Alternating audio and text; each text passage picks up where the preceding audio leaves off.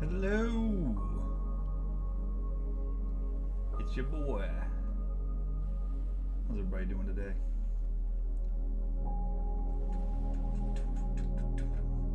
It's really freaking windy out.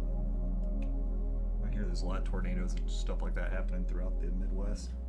It's probably pretty crazy. Pretty crazy out there today. It wasn't too rainy for me.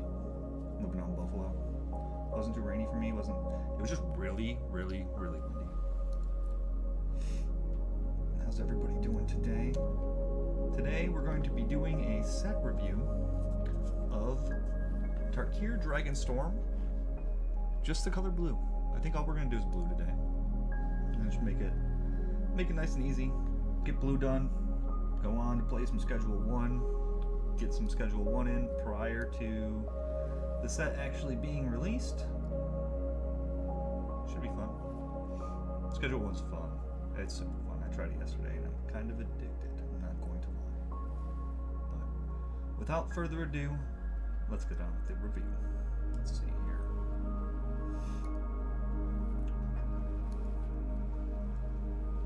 Alright. First up, we have an uncommon. Agus Sculptor. 3 and a blue. Flying Ward 2. At the beginning of your upkeep, you may exile 2 cards from your graveyard. If you do, put a +1/+1 counter on this creature. This is a strong card. It has Ward to protect itself. It's flying, so it has evasion. At the beginning of your upkeep, you may exile 2 cards from your graveyard. If you do, put a +1/+1 counter on this creature. So this creature is going to grow. This is an infinite threat. This thing's going to put in work against your opponents. You're going to play it on 4. It's just going to get bigger and bigger and bigger every turn. This card's easily a B-. Could be a B, could be less, could be more. It really just depends on how the format shapes up, but just on the card alone and its stats, it's definitely a B. B-. So we'll stick with that for now. Agent of Kotis. Renew for 3 and a blue. Exile this card from your graveyard. Put 2 +1/+1 counters on target creature.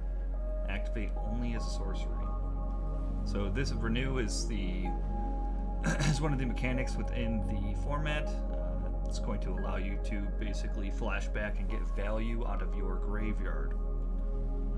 This is a solid card all around.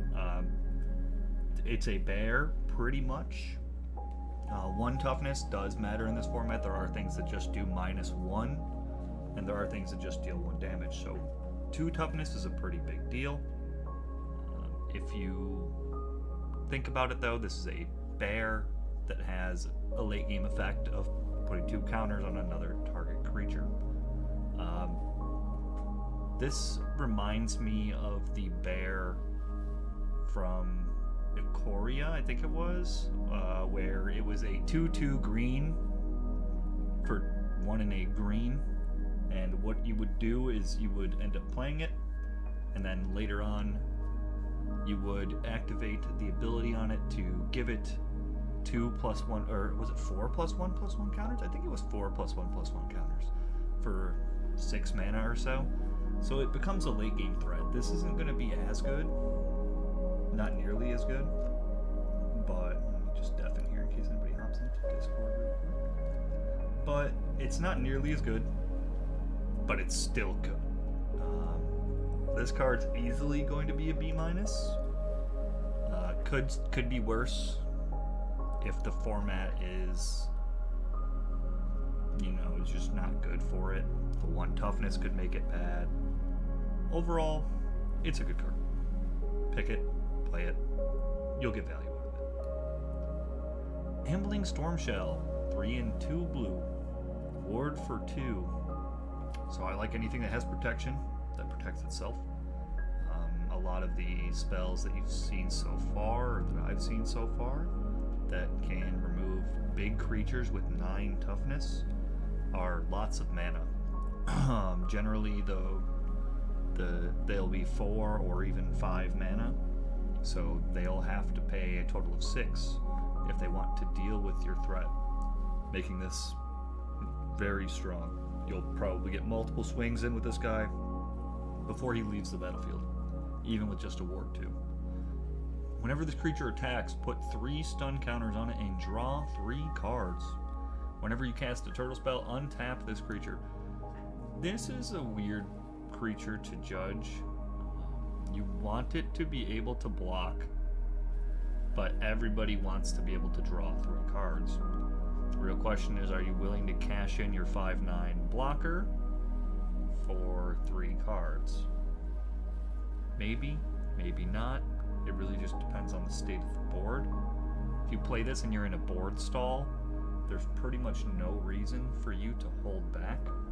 You would probably just swing it in.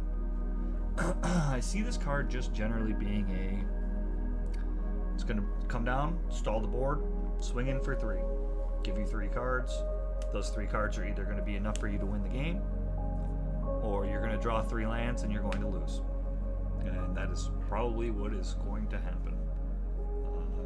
Overall, I have to just give this card a B. Just on face value, it's 2 blue.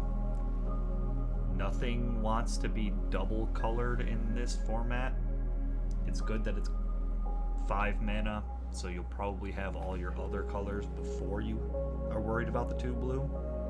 But you don't want to be stressed for hitting a double colored spell in this format, especially because you might be playing a strong 4-color deck. If you're playing a 4-color deck, this card's pretty much unplayable for you. So the rating I'm going to give it, again, a B. Bewildering Blizzard. I've actually had seen this card before when I was watching someone else do a portion of their review. This is 4 and 2 blue. Instant. Draw 3 cards. Creatures your opponents control get -3/-0 until end of turn. So this is basically a draw 3 cards, fog the board. If you want to compare it to other draw spells that have existed in the past, I think that Sphinx's Revelation is probably the one you would compare it to the most. Just because you're normally casting Sphinx, when I casted Sphinx, I normally casted it for 3. But it was draw 3, gain 3.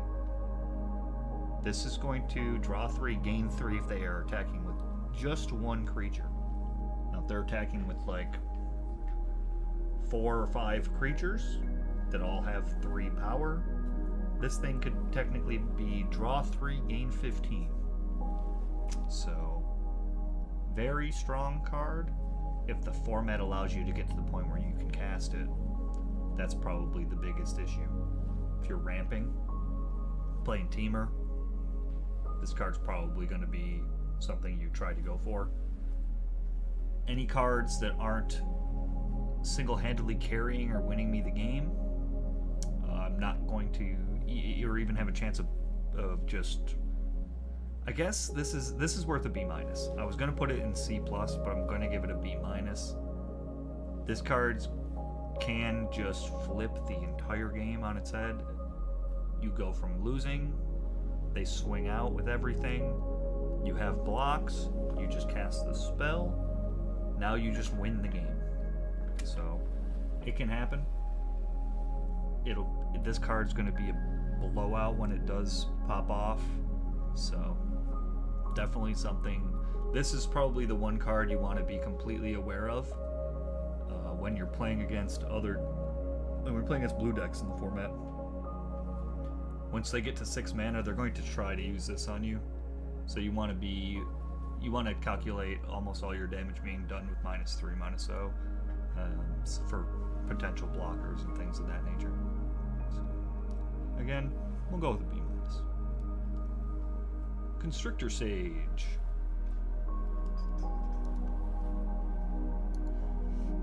Four and a blue for an uncommon Snake Wizard. When this creature enters, tap target creature an opponent controls, put a stun counter on it. Renew for 2 and a blue. Exile this card from your graveyard, tap target creature an opponent controls, and put a stun counter on it.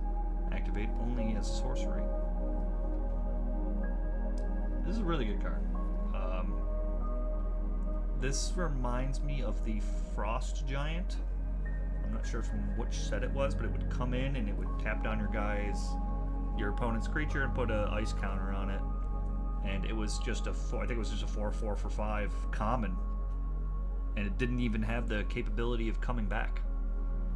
This card's mandatory to pretty much be uncommon. You get too many of these in your deck in a draft, you're going to just win. If you can get to 5 mana.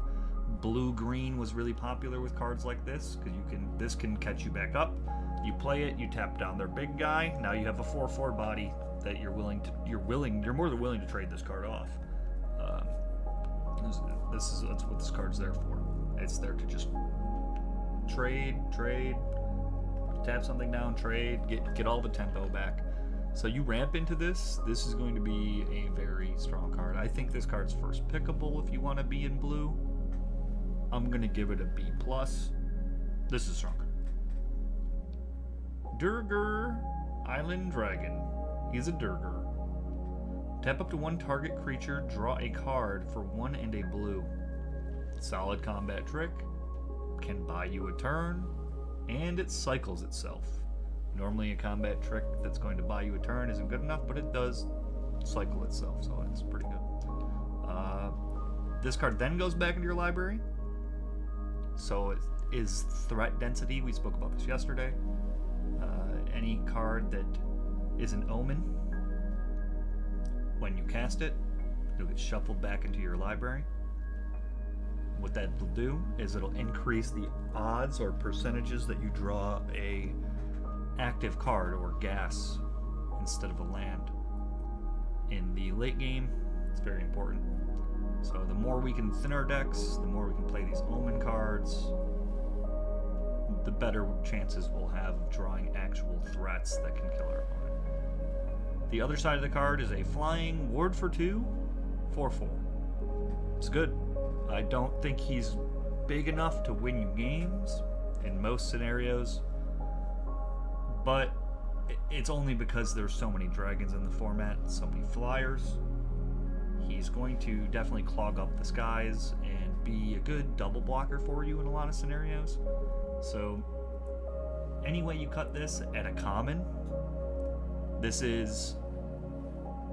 I'm going to give it a B-, but you could draft a bunch of these and be pretty happy with this.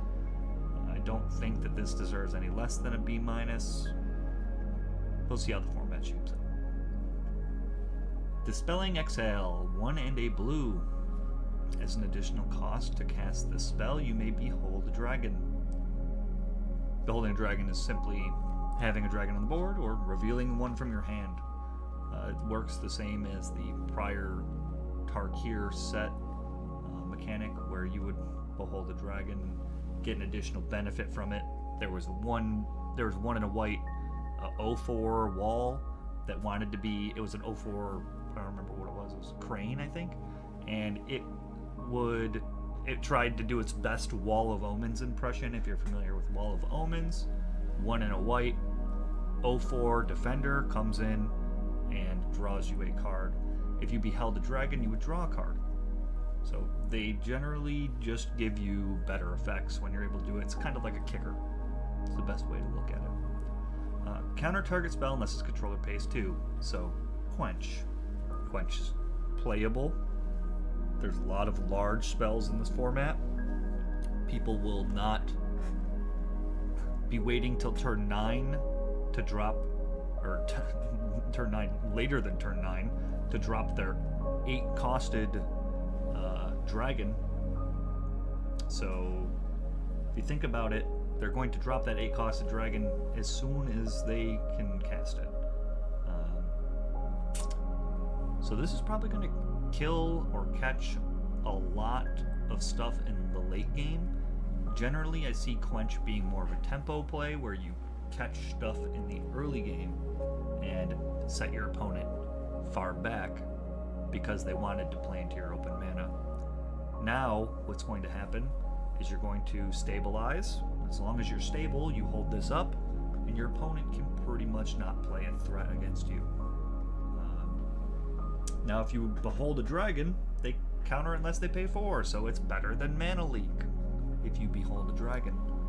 This is going to be standard playable for sure. I'm going to play the hell out of this card. I did really well when I played dragons in paper back in the original Tarkir. So I definitely see myself attempting to brew some kind of dragon deck around this. We'll see. This card for standard playable, I'm going to give it a B, a flat B.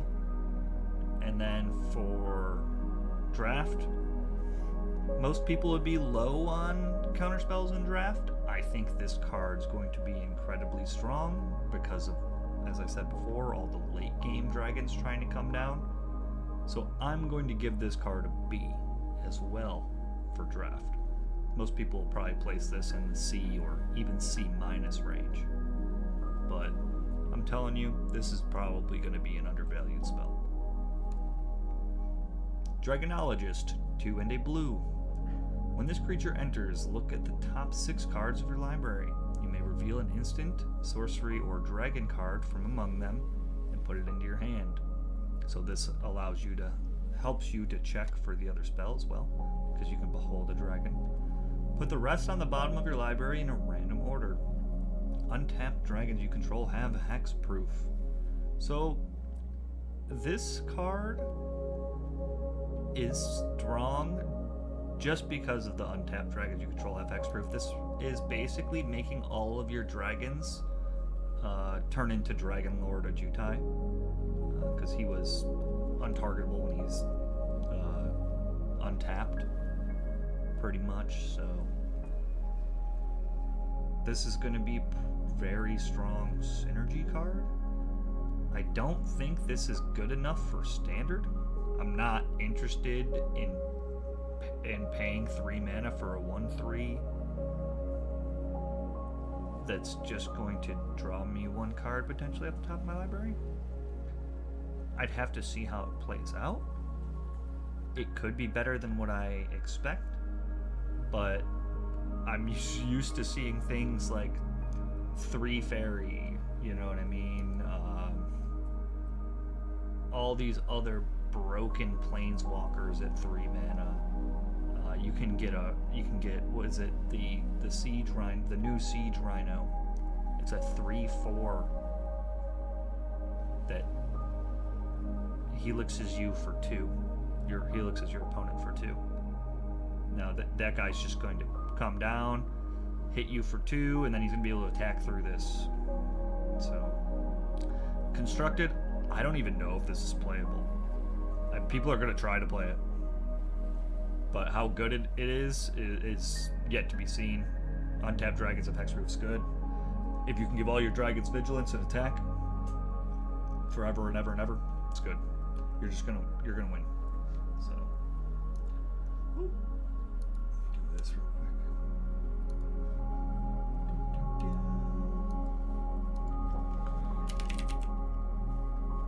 Let's turn this on. Yeah, so I'm gonna give this, I don't know if it's, like I said, I don't even know if it's playable. I might just put it in D.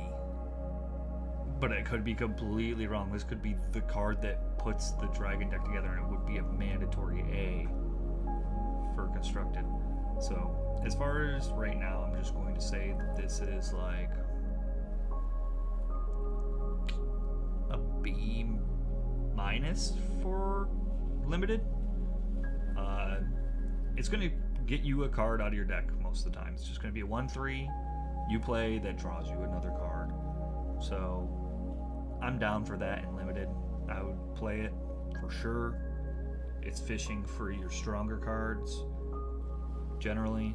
So as long as you have instant sorcery dragon in mind, I would say that this card is a B- if that's what your deck is functioning around.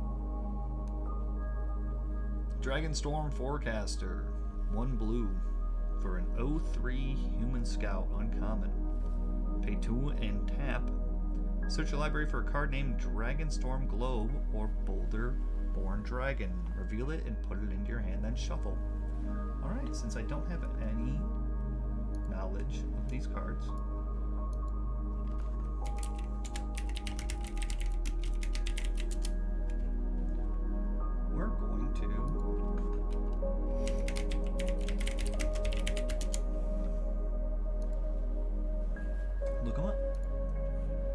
a better understanding of how this card's actually going to function. So, let's see here. Dragonstorm Globe. Each dragon you control enters with an additional +1/+1 counter on it. Tap and add 1 mana of any color. Okay, that's good. This is something you're going to be in the market for sure in certain decks. Paying 3 mana for a mana rock that is just going to tap for you for any color is pretty on par. Let's take a look at the Boulderborn Dragon. Whenever this creature attacks, surveil 1, Flying Vigilance, and it's a 3/3 for 5. I don't know how... that Chipotle's coming back at me. I don't know how I feel about this card. It's a value card. You play it on 1, on 2, you activate it, pull your dragon out, right? Or your globe out, and then it gives you a 3-drop. And then you can go into a 5-drop from there. So 1, 2, 3, 5. Guaranteed every time. It's pretty decent for a blue deck. So I want to give this a B-, C+, just because of the sequencing that I just discussed there, where you play this, you activate the ability on, you play this on turn 1, you activate the ability on turn 2, you grab the globe on turn 3, or you play the globe on turn 3, excuse me, you grab it from him on 2, and then you will play a 5-costed card. You can play the turtle, the 5/9 we already went through. You play a lot of 5-costers that are big in this format, and you'll have 1 mana of any color to do so.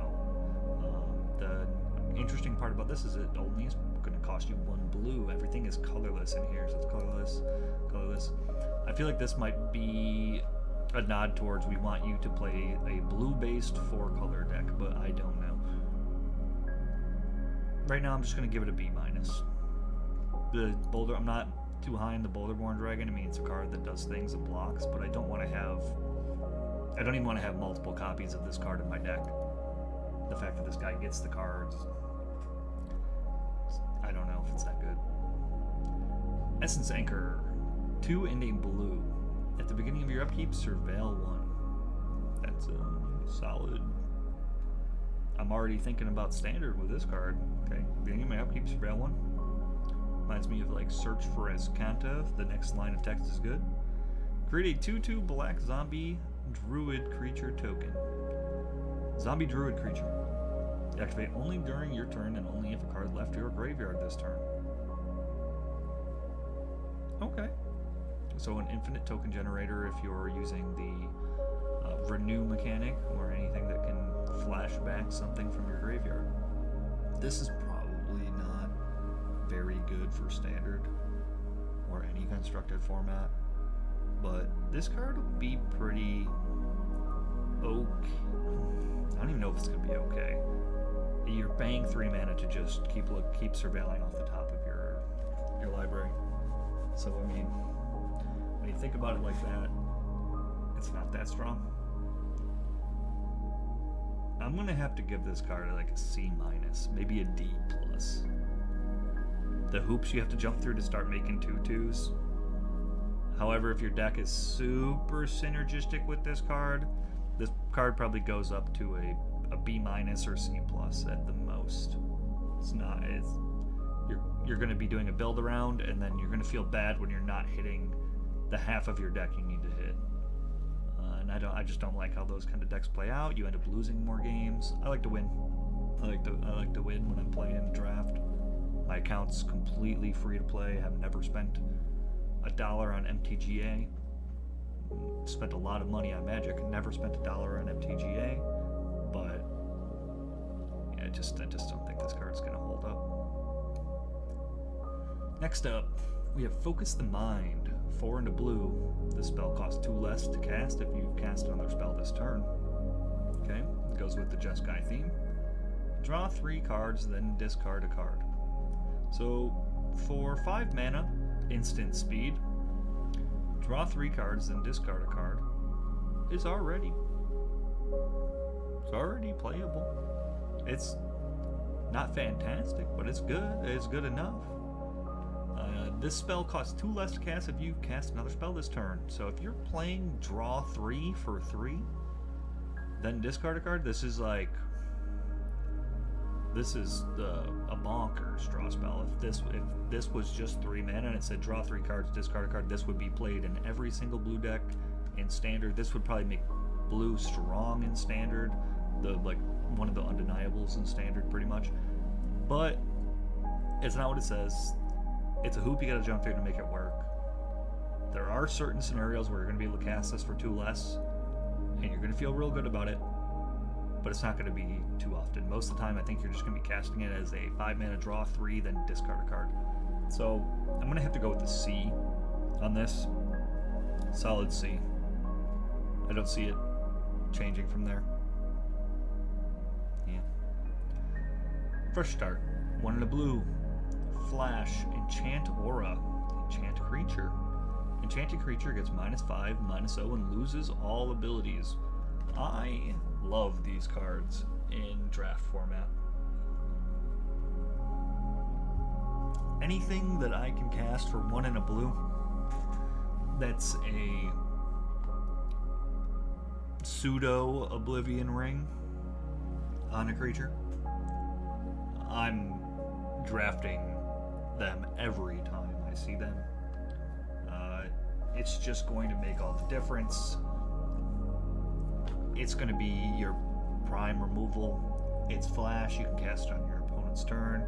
You can cast it in response to things. It permanently impacts the board. They had this problem back in the day where they didn't know how to balance blue. They gave blue all of the spell would have been back in the day, it just would have been an instant. No enchantment, and it would have said target creature gets -5, -0, and loses all abilities for 1 in a blue for 1 turn. And they think that you could capitalize on, they thought that you could capitalize enough off of that to win the game, probably based on the strength of blue's other spells, but that's not where we're at currently in the balance of the game. So this card's strong. I'm going to say B+ for draft. B+ for draft. If it was enchanted permanent, gets -5, -0, and loses all abilities, this card would be modern playable. And you could kill planeswalkers with it. But it's not what it says. For standard and constructed, I'm gonna have to go towards like a D. These cards don't tend to hold up. You'd be better off playing one of the white spells that are similar to it, where you can pay 1 in a white to permanently exile something unless they remove your enchantment or your artifact. And that's just going to be the way that things cut. High Spire Bellringer. 2 and a blue. Flying. The second spell you cast each turn costs 1 less to cast. Okay. I can kind of get behind this card. I mean, there's a lot of 3-power attacking flyers. This is a really good blocker, and it provides you something. So, generally, 05 walls that have no text are just not that good. But if your 05 wall is sitting there and doing things like dealing damage to your opponent every turn, giving you mana every turn, pumping your team, then it's going to make all the difference.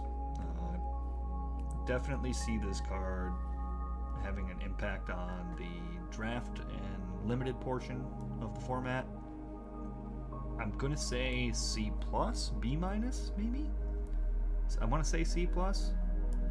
You're going to like to take this card if you're trying to play Jeskai. This is going to be a Jeskai centerpiece, basically. You're going to need this card. It's going to be flying when you can get it in the air. You want to have evasion on your creatures. It's going to block the 3 attack creatures that they have in white and the other colors in the air. There's a lot of things this creature blocks at 3 mana, as well as providing you a tertiary benefit. So I definitely think that this card's going to see a lot of limited play. Humbling Elder. 1 blue for a flash. 1/2 human monk. When this creature enters, target creature an opponent controls gets -2/-0 until end of turn. Okay, so this is actually a really strong combat trick for blue. You're capable of flashing in a creature with 1 power that can block, and it'll be able to kill a lot of things in the format. There's a lot of 1 toughness creatures in the format. The 2/1 first striker, and Offenza. He's not gonna be able to kill her, but he can flash -2, and then him and something else could block her potentially. So this card's kind of hard to put a precise rating on because it's a 1-coster. You don't want too many of them in your deck, but maybe you do want a decent amount of these in your deck. It's a 1-coster that is going to enable Flurry, or the second spell cast during every turn. So this might be what makes or breaks your Jeskai decks if you're looking to do double spells. Yeah, I think I've just convinced myself to at least give this a B. It's going to come in, you're going to usually kill something. It's going to be a double spell on a lot of turns. This is going to be good if you're playing Jeskai. I don't know how good this card is in the other decks, just because you're not that interested in a 1/2 that's just giving something -2/-0. It's just not as strong, I don't think. So yeah, we'll go with a B on this, as long as you're a Jeskai or any of the color pairings in Jeskai. If you're out of Jeskai and you're not trying to abuse Flurry to win the game, this card probably just sinks to a D. But on to the next one. Ice Ridge Serpent. 4 and a blue. When this creature enters, return target creature an opponent controls to its owner's hand. It's a 3/3. If this thing had a little bit more toughness, not even attack, or even just attack, if it was a 5/3 or a 3/5, this card would be really good. However, it is not. It is only a 3/3. It doesn't have anything to do with evasion. There's no unblockable. It can't block flyers. It's not helping you solve a lot of the problems that you're going to have as blue trying to catch up. It's just going to be a 3/3 that's going to trade off with something after bouncing a creature. There's a lot of enter the battlefield effects in the game. Turn target creature to opponent, so you can't even bounce your own creatures if you wanted to. So what I'm thinking is this is probably not that good. This is probably one of those cards you're going to avoid. You're probably not going to pick this. If you are, it's just as absolute filler,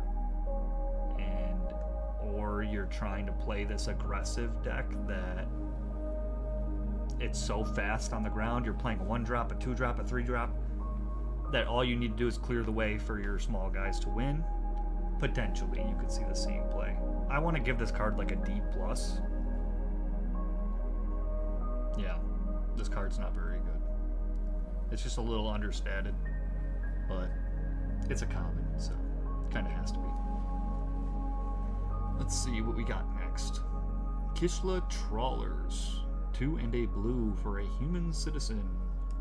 When this creature enters, you may exile a creature card from your graveyard. When you do, return target instant or sorcery card from your graveyard to your hand. This is a good card for the late game, but it's a 3/2 in the early game that does absolutely nothing. I like my curve out to provide me with some structure or some kind of method to win the game. So if you're playing a 3-2 early, that's kind of intended to be your late game gas, you're not that happy about it. However, if you draft a couple of these and you have to play one early, and then you play another one after this is already dead, you can then bounce back your draw 3 from your graveyard, cast it again. So this card can be good. I want to rate this at a B minus. There's just too many hoops for you to jump through. Maybe I'll give it a C plus. I think I want to give it a C plus. Yeah, we're gonna give it a C plus. There's just too many hoops. I don't like jumping through hoops to make things happen. You want your cards, when you play them especially, and limited to have an immediate impact. If your opponent's cards are having an immediate impact on the board, or doing something extra by providing them with either a token, or drawing them a card, or something of that nature, and this guy comes down, and you don't have a creature to exile, or you don't have an instant or sorcery to get back from your graveyard, you're going to feel pretty bad, you're going to feel like you're falling behind, and that's because you are. So, we'll go ahead and give this a C minus. Yeah, we'll give it a C minus. Meringue River Regent. A rare! Woohoo! Another omen spell. Well, these omen spells are so interesting. I like how they keep your threat density so high in your decks. It's going to be interesting to see how they play in Standard, for sure. I haven't seen an omen card that I think can make it into Explorer or Modern, but maybe this one will surprise me. Draw 3 cards, then discard a card. We talked about this earlier. Draw 3 cards, then discard a card. There was one that I mentioned this on. Yeah, it's this one. So I said for 5 mana you draw 3, discard. That's so good. But if this card was 3 mana, it would be Modern playable probably, because draw 3 then discard 1 would probably be Modern playable at instant speed, because you could leave up counter magic the whole time. Is this one instant speed? It is. So this is actually this is a good card, just based on the omen. Draw 3 then discard a card. That's good. So the other side of it, it's a 6 mana flying. I don't like the double blue, but I don't think that'll matter when you're at 6 mana, to be honest.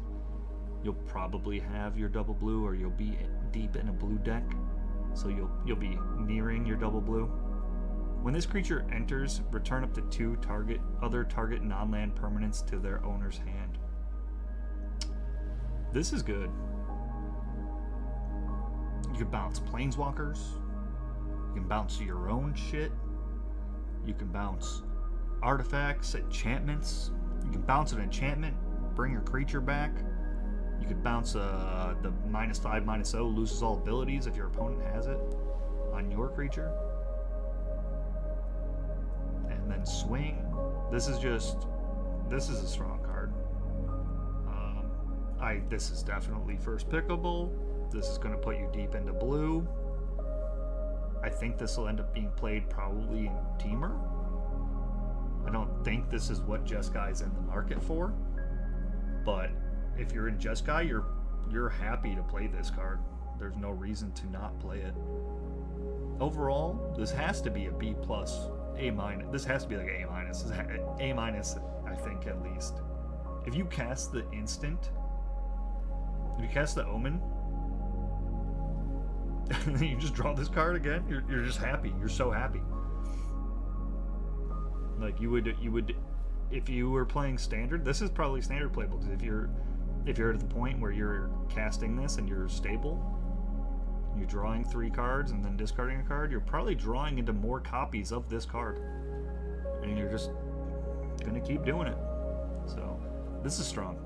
I want to play this in Standard now that I'm thinking about it. It could be really fun. It could be a lot of fun. Next up, we have Naga Fleshcrafter, 3 and a blue. You may have this creature enter as a copy of any creature on the battlefield. Renew for 2 and a blue. Exile this card from your graveyard, put a +1/+1 counter on target non-legendary creature you control. Each other creature you control becomes a copy of that creature until the end of the turn. So this is like a blue overrun? Kind of.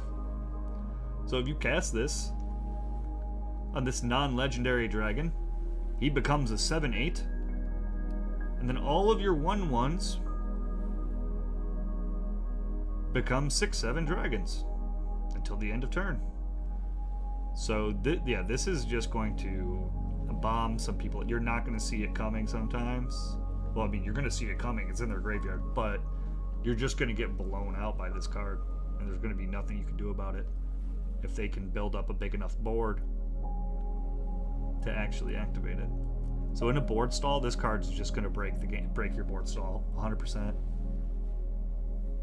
It's going to drop in. He's going to drop onto the board for 4 mana, become a copy of your biggest creature, and then there's going to be...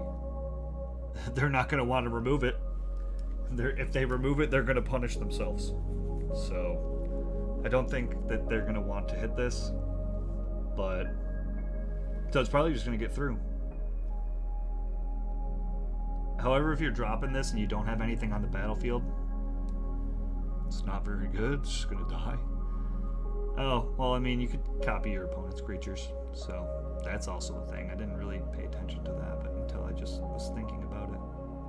Do I have to, if I have nothing on the board, can I copy my opponent's creatures? You can. So...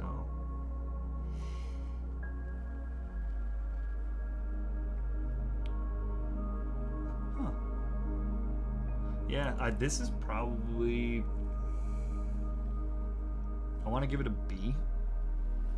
B+. I think I'm going to give it a B+ for draft. Usually these shapeshifters enter as a copy of any creature on the battlefield, so they can just trade off with theirs. They're good enough in almost every scenario. And then it has an added effect on it. It's probably better than most of the shapeshifters that have been printed in the most recent years, so yeah. We'll go with that. B+. Ringing Strike Mastery for 1 blue. We need more single-costed blue spells in order to get our renews off and things like that. So, or flurries, excuse me, to get our flurries off. So let's see what this card does. When this aura enters, tap Enchanted Creature. So you enchant a creature and then you tap it. Okay. Enchanted Creature doesn't untap during its controller's untap step. Enchanted Creature has pay 5 to untap this creature. This is going to be this is a stall card. I don't know how good this is. If you are playing an aggressive Jeskai deck, this card's probably good enough to win you the game in a lot of scenarios. As long as you're trying to finish the game by turn 6 or 7. You let the game go any further, or if your opponent drags the game out, he's going to eventually be able to untap the creature you enchant this on. However, if you are using it early game to get through damage or to trigger flurries, you might enchant this onto a creature that they're not even interested in paying 5 mana to untap, unless they absolutely need to live for some reason. But I don't like cards that give your opponents the ability to untap. Now, if you get to the extremely, extremely late game with this card can be can backfire. I can see it backfiring on you. They pass the turn with 6 mana, 5 mana up. They pay the 5. They untap their biggest creature that you had this enchantment on. Then they attack you next turn. Then they could pay 5 to untap that creature. It's basically a 5 mana vigilance. So this, the card kind of turned into a positive enchantment on your opponent's creature. Now, you can cast this on your own creature. So, Enchanted Creature has pay 5 to untap it. So you can cast this on your own creature. It synergizes well with the 1/3 dragon mother we saw earlier. So, that could be good, because untapped dragons you control have hexproof. It's a very niche scenario, but we'll see what happens. This is a good card. I tend to like these cards. I think I'll probably be higher on this card than what most people will be. I think I'm going to say it's B+. B or B+. it's going to be an early game removal. It's probably not going to be untapped. It's going to trigger your flurries. It just seems like there's a lot of hoops you're jumping through to play Jeskai. So this might just be better in Teamer, but it might be a little bit too slow for Teamer. So that's something we're going to have to play and figure out. Next up, we have Riverwalk Technique. 3 and a blue. Choose one. The owner of target non-land permanent puts it on their choice of the top or bottom of their library, or counter target non-creature spell. So we have negate, and then what was this? Griptide? I wanted to say Riptide, but I'm pretty sure it's Griptide, where for 4 mana you can make them bounce their creatures top or bottom of their library. Counter target non-creature spell for 4 is overcosted, but it does come with the caveat that you could use the other mode. So I don't know if this will see any standard play, but this will definitely see some play in limited. There's not too many planeswalkers, but there's a good amount of artifacts, and there's a large amount of interactive spells. For instance, and it's just going to make the difference to be able to hold up a counter for sure. A lot of scenarios. Counter their biggest combat trick.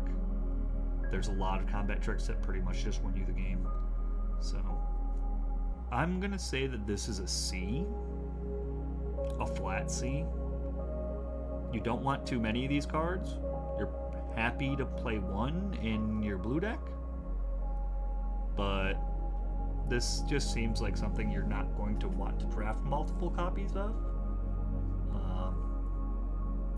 However, if you get ahead and you're able to cast this and make your opponent place their biggest creature back on top of their library, or they're fading their draw every turn, they know what they're getting, they're not getting anything more, and you're able to just chain these, you can easily win any game by just chaining these. So I don't know. It could play out better than what I'm thinking, but I'm gonna go with a C. I remember there was a draft format, I believe it was the one with Griptide, where it played a major role in whether or not you think will be good. Which one, Histar? Are you talking about the Ringing Strike? But I think this one is... I think the Riverwalk technique is going to be... It's going to carry some games, that's for sure. I'm just going to go with a... Like I said, I think I'm going to go with the C. You could play 2 of these, 3 of these in your deck. I don't think you're going to want to. I think you're going to want to play 1. And I think you're going to use it just to get the final points of damage through, or counter that big spell that you know is going to lose you the game. So next up, we have Roiling Dragonstorm. 1 and a blue. When this enchantment enters, draw 2 cards, then discard a card. When a dragon you control enters, return this enchantment to its owner's hand. This is strong. This gives me like Omen vibes from when everybody was bouncing Omens with I can't even remember its name. Yorion? Yorion. Yeah, when everybody was bouncing Omens with Yorion and everything.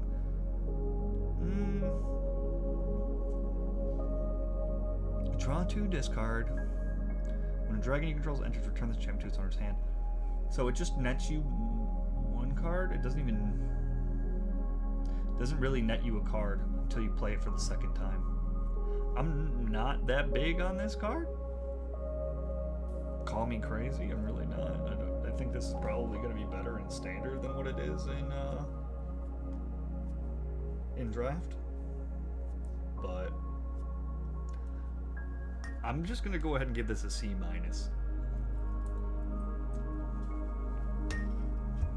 It'll probably be like a B- in standard. It might be the card that gets blue there. they can play this and play a bunch of dragons, keep drawing. So this card probably has more potential in standard than what it has in the limited format. So yeah, we're gonna go with B- in standard, C, flat C in draft. There's definitely things you could do to make this work in draft. I don't think it's that good, but either way. On to the next one. Simpsig Appraiser, 2 and a blue for a 2/1. When this creature enters, look at the top 2 cards of your library. Put one of them into your hand and the other into your graveyard. Okay, I'm kind of interested in this. It's a little underpowered as at a 2/1, but things that generally are straight up 2-for-1s are. So you're getting a 2/1 and one of the top 2 cards of your library for 3 mana. It's also fueling your graveyard. So this card's got a lot of synergies that I think people might overlook in the very beginning, but after seeing this play, you're probably going to think differently about it. It's going to be a value card. I feel like this is a card you would draft and play as many of them as you can get. If you play it on 3, you're happy to look at the top 2 and take a land. You play it on turn 7 or 8, you're happy to look at the top 2 and take your bigger bomb. The one thing about this card that can backfire is if both of the cards on the top of your library are good, you're going to have to sacrifice, but that's not that bad. You know? It's not that bad. You're still picking one good card that you want both the things on the top of your library, but you can't have your cake and eat it too. You just gotta have cake. So I think that this card's gonna be good. Especially in draft, it's gonna be good. I'm gonna give this a B+. I think this might be a common that's first pickable. I'm going in on a 2/1 for 2 and a blue, but this might be the first pickable common that I think I've seen. So we might give this a B+. First pickable common creature. It's so good. It's a 2/1 that comes down on turn 3 and grabs you a removal spell off the top of your library. Grabs you a land if you're land screwed. Grabs you your biggest bomb if you're mana flooded sometimes. It's just going to do work. And then in the off case scenario where you're able to put a card into your graveyard and grab a bomb, and the card in your graveyard has flashback or renew on it in this format, it's going to be so much value.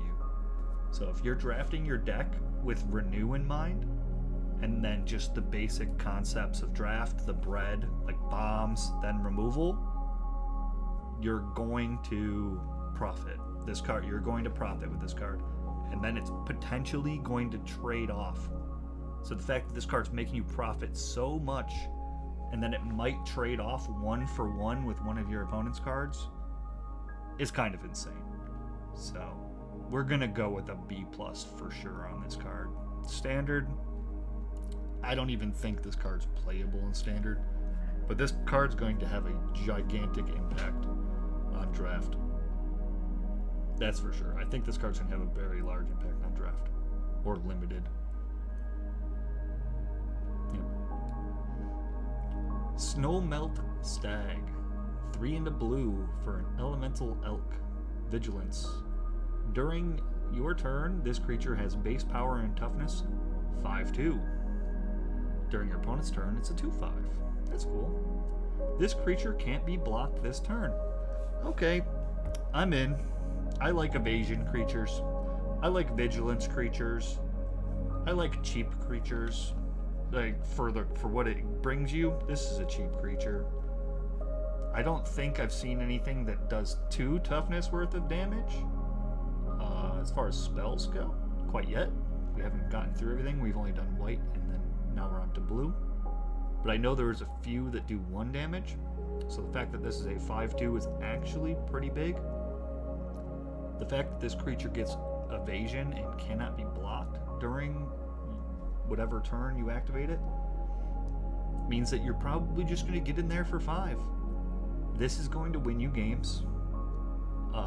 For 4 mana, it triggers anything that requires you to have 4 power. However, the one caveat to think about when you're considering this card is that the power is going to flip whenever you pass the turn. So any of the effects that require you to have a 4 power creature are going to go away on your opponent's turn, making you weaker on your opponent's turn and stronger on yours. It's kind of fine. That's kind of where you want to be anyway. In the teamer deck, you want to be aggressive. The only thing you really need to be defensive against, I think, will be the 2-color Jeskai. Looks like Jeskai decks, because they'll probably be either blue-red, red-white, or white-blue. I don't see them being a full 3-color tribe, but I see them just breaking off into the clans, the basic clans, and playing 2 colors, because aggressive decks don't function if you add a 3rd color. They just stop casting things on curve, and they stop playing the tempo game, and then they just lose. So overall, I think this creature's a B-. No, I gotta give it a little bit lower. It's probably a C+. Probably a C+. It's vigilance, it can't be blocked, it can win you the game. It's a common. You're going to see a lot of them. So I don't think you would overdraft this card. I don't think you're looking to run even 2 or 3 copies of this card unless you need to have the 4 power effect activated. Now, if you're seeing a lot of board stalls in the format, this is one of those cards where the stock in it's going to go up tremendously. If there's a large amount of board stalls in the format, this card's just going to break them. Can't be blocked. Swing in, hit them for 5 for a few times in a row. Game can be over. It can win you the game. The issue is flyers, but you're probably going to be in a board. If you're in a board stall in this format, you're probably stalling both in the air and on the ground. So, yeah. As of right now, we're going to go with C. But this card could go up to a B if there's a lot of board stalls in the format. So.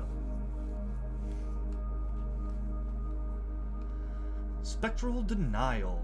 This spell costs 1 less to cast for each creature you control, power 4 or greater. So this is, let's see, we just talked about this. During your turn, creatures power and toughness 5/2. During their turn, it's 2/5.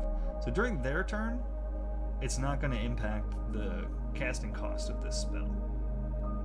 During your turn, it will, but most of the time when you're activating counters, you're trying to counter things on their turn. You're leaving mana up intentionally to do so. So we'll see how that one plays out. That little synergy we've got going on there, but anti-synergy. This is Syncopate without the exile, and it costs 1 less to cast for each creature with power 4 or greater. So sometimes this spell is going to be 1 blue, counter target spell, unless its controller pays 1. So that is going to be pretty big. If you have a few creatures on the board, you can pay 1 blue and just counter their spell if you have a few creatures on the board power 4 or greater. It's probably not going to happen too often, but in the scenario that it does, it's going to feel really good and it's going to feel really strong. So we're going to give this a constructed, I think we're going to give it a constructed B- and a draft C+. I think that there's more ways for you to purposefully fill your deck with power 4 or greater creatures, even if they're like useless creatures that might not be able to attack, or they have certain hoops that they have to jump through to attack. So I think you'll be able to utilize the spell more effectively in a constructed format, but I think it'll still be good in draft. I think you'll still draft this, you'll still play it, you'll still want one in your blue decks at least. There's a chance that this could be, for 1 blue, you can cast this as your flurry spell, you know, as your second spell cast during a turn. Or to activate your second spell cast during a turn. It's good. It's going to be a good card. Stillness in Motion, 1 and a blue for an enchantment. Ooh, this gives me... I like my 1 and blue enchantments. Please be good. At the beginning of your upkeep, mill 3 cards. Then if your library has no cards in it, exile this enchantment and put 5 cards from your graveyard on top of your library in any order. It's not Search for Riscanta.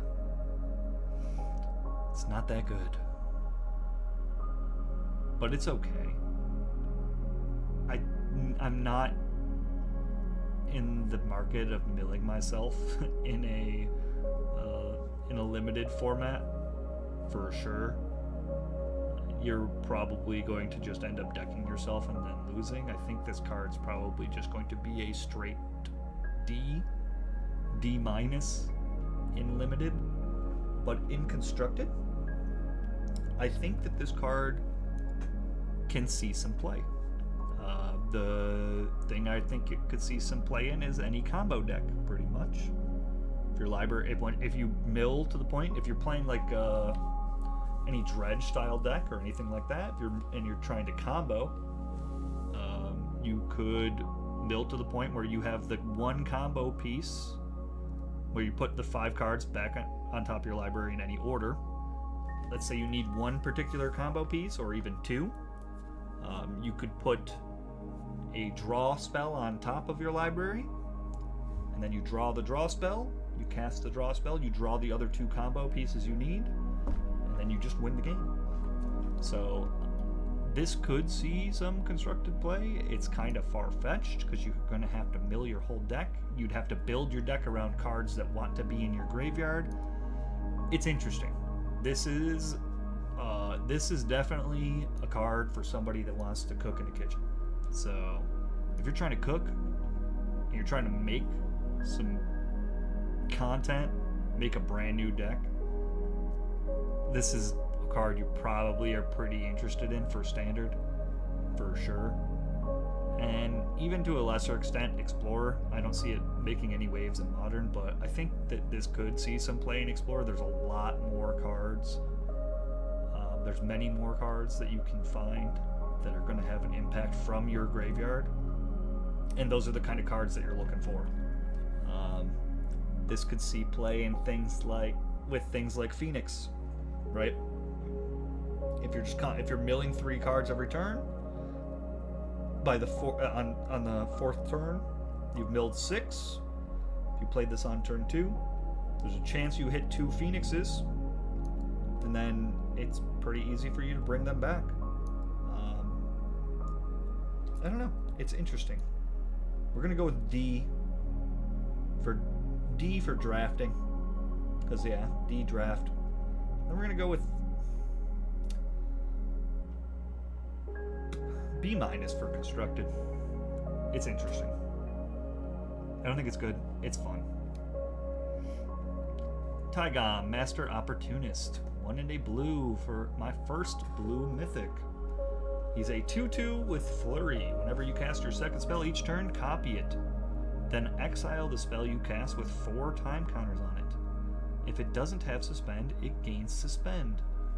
For people here that haven't played with Ancestral Recall or any of the Suspend cards ever, the way that Suspend works is you tick the counter down at the beginning of your turn, the very start, your upkeep, and once it has 0 counters on it, you cast it for free. So this guy is going to be casting you spells that you've already cast 4 turns later. I don't know how good this card is. It really makes me want to play this card with Ojutai's Command for some reason. because then you could just like Ajutai's command, draw a card, or gain 4 life, and then return this guy from your graveyard to the battlefield, and then you could keep trying to Ajutai's command, drawing more cards, gaining more life, returning more things to the battlefield. Could be good. Worst case scenario, he's a 2/2 for 2. Legendary creature monk. He's going to trade off. He should have prowess. That's what this card's missing for me. I think he should have prowess or something. He should have something. He just lacks a little bit of something. Draft, I'm going to have to give him a C. And for constructed, I think it's a C as well. But I think he's probably, I don't know if this is correct, but he's probably like a commander or EDH thing. I'm not big into commander EDH, so that might be where he fits best. He could be your commander.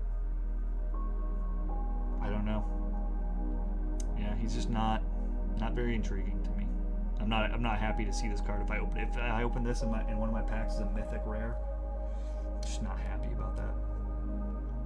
On to the next one. Teamer Devotee for 1 and a blue defender. It's a filterer. We saw these before.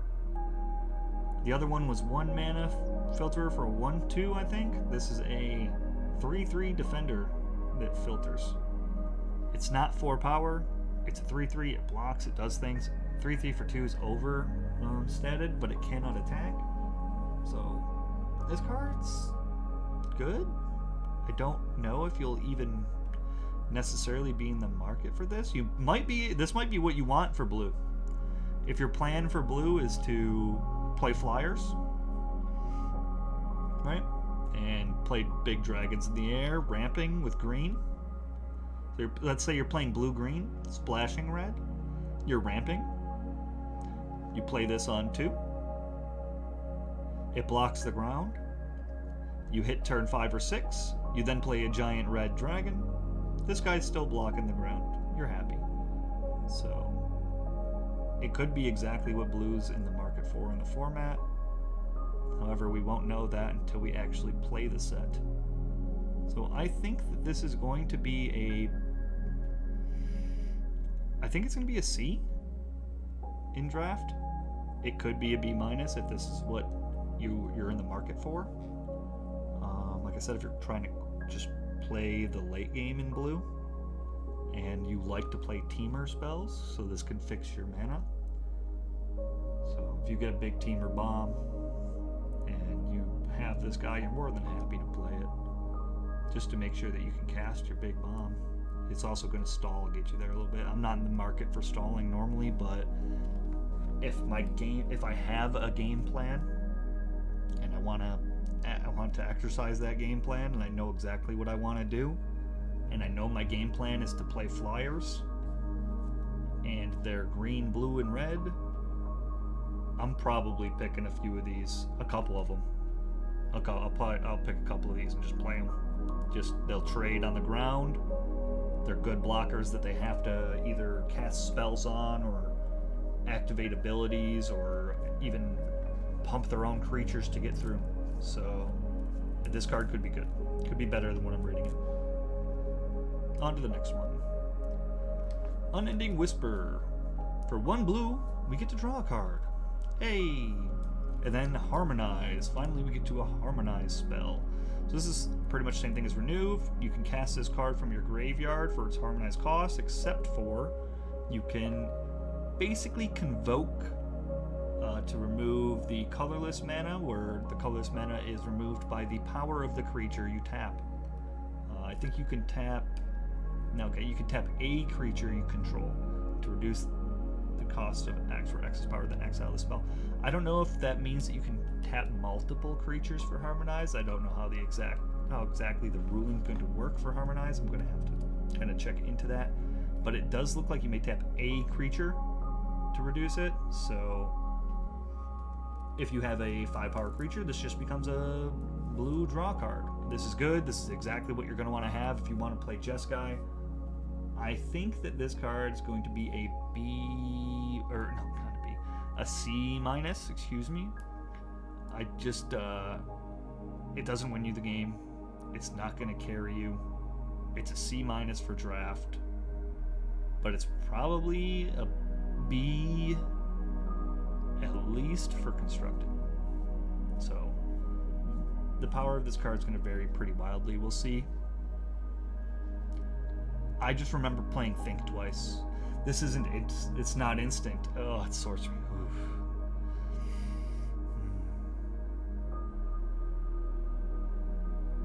The Think Twice vibes are gone. Nah, they're still there. It's basically Think Twice. So, let's Think Twice with one less mana. I just like leaving my mana open in blue. I always want to leave up that counter spell, so I like leaving my mana open in blue. I don't like casting things like this, but excuse me, I think that this will be a decent card, especially if you're trying to play blue with bombs. Yeah. Draft. I'm going to change my draft. I think it's going to be a C plus for both constructed and draft. Constructed and limited, we'll say. Yeah, we'll go C plus. I think most of the time when you are playing this card, you will just play it on turn 1, and then you will cast it on turn 7 or 8 of the game for just 1 blue, or 2 blue, 2 colors, 2 mana, 1 in the blue, something like that. You'll have enough power on the board to be able to cast it for free. The issue is that you have to tap your creature on your turn, so that you lose a blocker. And you're losing a pretty fat blocker, so. Or attacker. Is that even worth it in a lot of scenarios? Probably not, but it's one of those things. Gotta see how it plays out. On to the next one. Ureni's Rebuff. 1 in the blue. Return target creature to its owner's hand. Harmonize. 5 into blue, so you can cast it again. This is not that good. A Boomerang is 2 blue, return a permanent. It just can't justify it being a sorcery speed. They just want these harmonized spells to be sorcery speed so that they're not playable in other formats and people don't try to even use them. That's what I think. I think they're just like, just slap it. Slap a freaking sorcery on it and it's done. Send it, ship it. You know, it's like, you would think an uncommon bounce spell that returns a creature to it, all it does is return a creature to its owner's hand. You might never cast the harmonized portion of it. It's going to at least be instant speed. The fact that this is a sorcery speed really brings me down on it. I'm going to have to go with the C. You'll play 1. You might play 2. But this is just not... Yeah, this is not where I want to be. This is never where I like to be in any format, is just bouncing my opponent's creatures so that they can play them again, and having to tap my giant creatures to do so. So yeah, I'm just not a fan of this card. Give it a C minus. Veteran Ice Climber, 1 in a blue. Vigilance. This creature can't be blocked. Okay, so it attacks every turn. For free. Absolutely for free. For 2 mana. I've seen cards that are like this. 1/3. There was that a 1/3 that like kind of grew every turn? That was for 3 mana. Can't be blocked. It didn't even have vigilance. And that thing carried so many games in the format. Whenever this creature attacks, up to 1 target player mills cards equal to this creature's power. Okay. So this thing carries counters really, really well.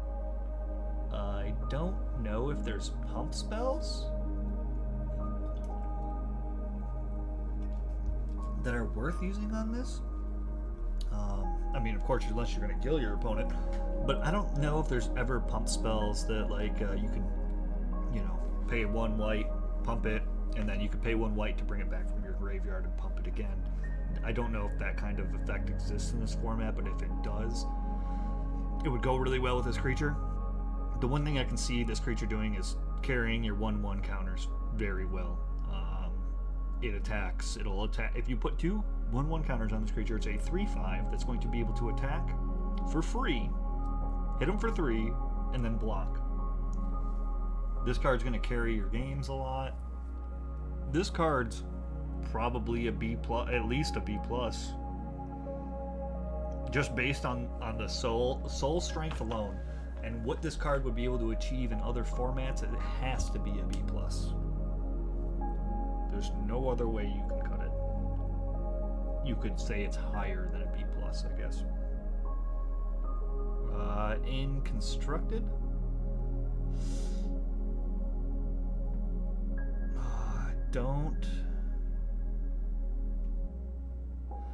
In Constructed, this card could be good. I'm just looking at it now, trying to evaluate it a little bit further. Whenever this creature attacks up to 1 target player, which can be yourself, mills cards equal to this creature's power. So if you're attempting to build a dredge deck or a graveyard-oriented deck, you're probably going to have some blue, which is good. And this creature is going to be an engine for you. You're going to be able to attack with it every turn. It's going to mill cards for you. You could potentially pump it through other effects in the game, mill more cards for you. It's also going to block for you. I'm about to hit you for 3 and then block. No, you're not. No, you're not. I'm not going to let it happen. I'm just not letting it happen. Either way, I think that this card is good. Constructed, I'm going to go definitely lower on it in Constructed. I'm going to go say it's a C minus or something like that. But for limited, all intents and purposes, it's definitely a B+. So this card's going to carry you games. Like I said, if you don't want to mill your opponent or you have effects in your own deck, this is where it can get real interesting. If you can think of, harmonize effects in your deck that you might be able to cast. These are both sorcery fucking speed harmonizers that you can cast in your deck that you can mill off the top of your library to have an impact or immediately win that turn right then and there. You know, it's things that you can consider. Why not just mill 1 card? You're probably not going to hit something that's going to have a massive impact, the odds are, but there's a chance that you could hit something that wins the game. It's like probably a 5% chance that you either mill your best card or you mill the 1 card that wins you the game. So sometimes you might just take that risk depending on what your opponent's playing, if you've already lost a match to your opponent or they have a strong deck, things like that. So alright, on to the next one. Wingblade Disciple. Flurry. Flying. Whenever you cast your second spell each turn, create a 1/1 white bird creature token with flying. These cards tend to be pretty freaking good. Anything that makes free creatures is good. However, I think that casting 2 spells in a turn for the rest of the game after you play this guy is going to be very hard for you to do in draft. There's not that many cards that are constantly fueling your hand and drawing you cards for you to be able to keep up with the amount of gas that you need. I think Flurry is going to struggle. I just don't think that the way they have the game balanced currently for the strength of the cards works well for the Flurry mechanic. They don't have a lot of opts or cantrip abilities or even cheap effective removal. So when you think about that, you're not able to cast your cheap and effective removal for low cost, and so you're probably going to try to slam a bomb every turn, and this is a very bomb oriented format. If there are a good amount of common and uncommon cards that are 1 mana, you might be able to make the Flurry decks function. However, I do think they're going to be the hardest ones to pull off. This card reminds me of the 1/4 for 4 that whenever you cast a spell, you got a bird. And I think that card was just better. I think it could only activate once each turn, but I think that card was just better. This can only activate once each turn as well, when you think about it. This card gets through in the air, so he does provide some pressure. So in your Jeskai decks, this is definitely what you're going to want to have. You're going to want to have that 2/2 flyer for a 3 that's just trying to put in some beats, get their life low, and then eventually you're going to try to win the game. But the flurry part of this card is going to be hard to pull off. And that's kind of the issue. So the more value you can get out of the flurry, and then they're only 1/1 birds. They're chump blockers for giant flyers, but then you're trying to figure out and manipulate ways for you to put through damage. So overall, this card's probably a B- or a C+ in draft, depending on how good Jeskai or flurry mechanic it turns out to be. But I don't see it seeing any play in Constructed. Wingspan Stride. It's 1 blue. Hey, look what we found. Another 1 blue card. Enchant creature. Enchanted creature gets +1/+1 and has flying. I don't really like that, but okay. Return this aura to its owner's hand for 3 and a blue. So this is okay. It's going to be good to equip this to a lot of the monks that exist. Not this one. This one already has flying. But most of your other monks that exist in the format, you're going to be able to give them +1/+1 and flying. That's cool. For 1 blue? Sure. I'm down with that. And you're going to be able to get beats in. The creature has evasion.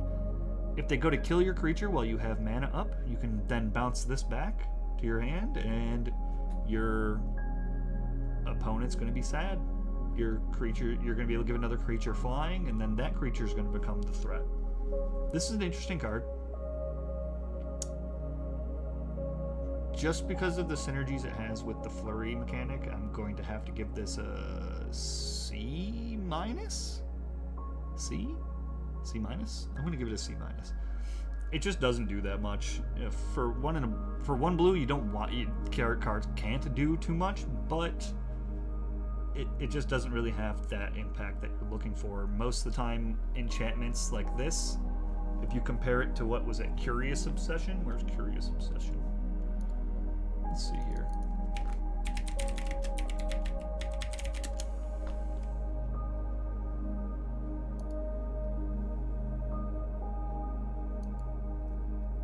So you compare it to Curious Obsession. Enchanted creature gets +1/+1 and has, whenever this creature deals combat damage to a player, you may draw a card. So, would you rather draw a card every single turn? Or would you rather your creature just has flying? I don't think that's, even a debate. And it's only 1 blue. This is only 1 blue. Unless you can activate this 2 and a blue, return this aura to its owner's hand from the graveyard, I don't think this card's good. I think I just have to give it a D+. It could be a key card in some good aggressive Jeskai deck, but it's definitely not something I'm looking to try. Winter Night Stories. 2 and a blue. Draw 3 cards. Oh, it's rare. Draw 3 cards, then discard 2 cards unless you discard a creature card. I'm not too big on that, just because when you're playing blue, me personally, I like to play creatureless blue decks in Constructed. So just either artifacts, enchantments, or planeswalkers win me the game. That way, anything my opponent has in their deck that says destroy, exile, mutilate, kill all your creatures, it has absolutely no impact on my board or anything whatsoever. They're all dead cards for them in their hand, and it's part of the reason why those decks are so successful, is because you can fade all those cards during the first game, or even if you're playing best of 1. You play creatureless control and best of 1, you're going to have an advantage because they're going to have cards in their deck that they intend to use to kill creatures. So draw 3 cards, discard 2 cards unless you draw discard a creature card. So you're probably going to have to discard 2 cards in most of the decks that I would play. Now, you might be able to think of certain synergies where this card could be good, even in Modern, where you're drawing 3. Man, I wish this was an instant, but where you're drawing 3, and then the card that you're placing into your graveyard is a creature card that can have an impact from the graveyard. So something like that, standard, modern, all the way up to modern, I could see this seeing some type of play.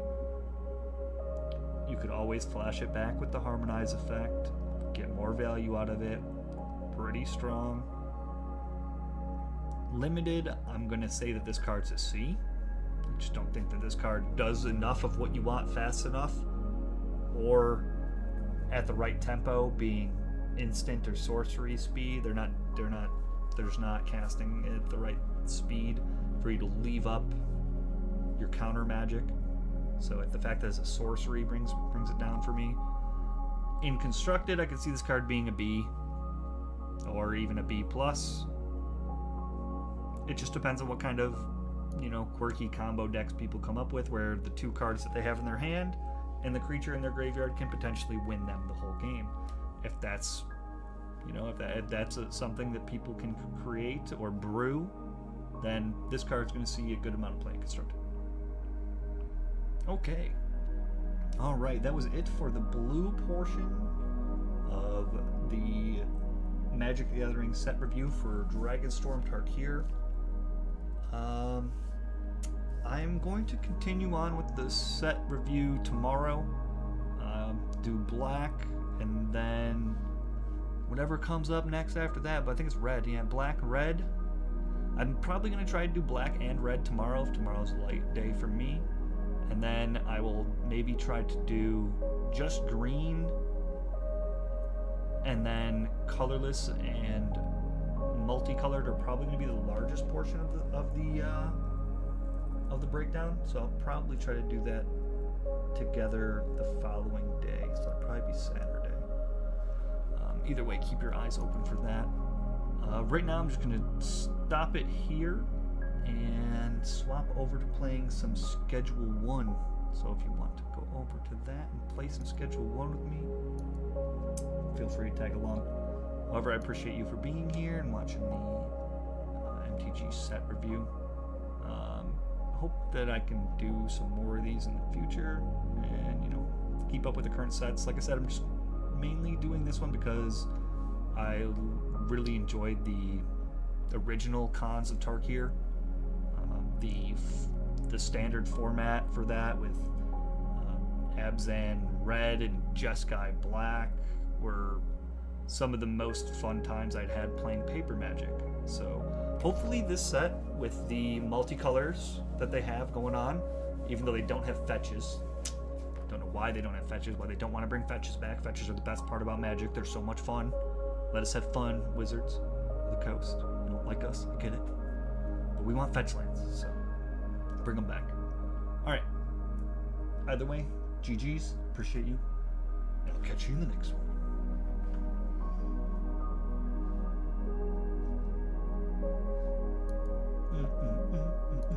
Let's see if Jordan's up. Jordy!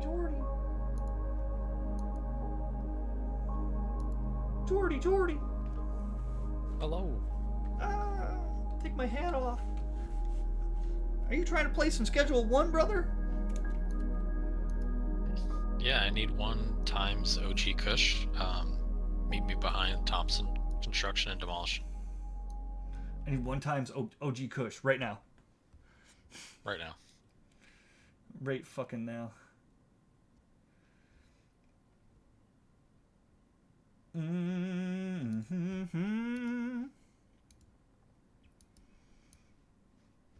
Okay. But today, let's buy taco ticklers. Let's buy taco ticklers. Okay, give me 2 seconds. I am going to run to the bathroom real quick. All right.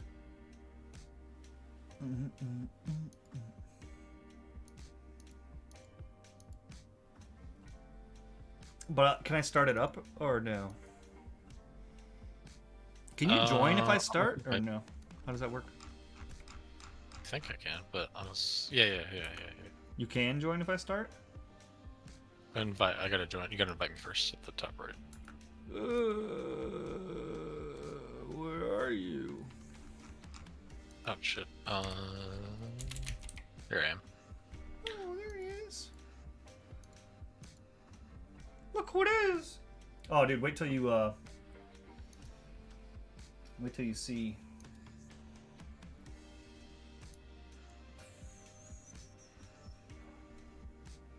Let me just stop. I'm gonna